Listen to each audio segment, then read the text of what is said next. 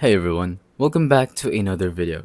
Today I'm going to teach you how to restore your videos and photos that have been recently deleted, even if you've permanently deleted them. But before we get started, make sure you hit that like button and subscribe for more content like this. So open your settings app.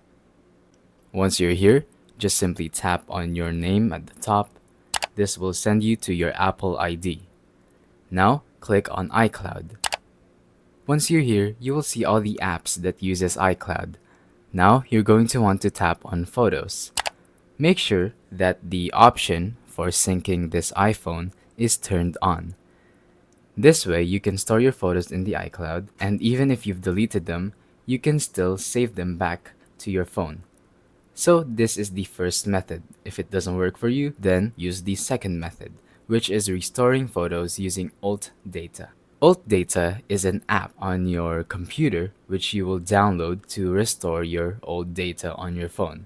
All you have to do is just connect your phone to the app and then restore the photos that you want to restore. It's that simple.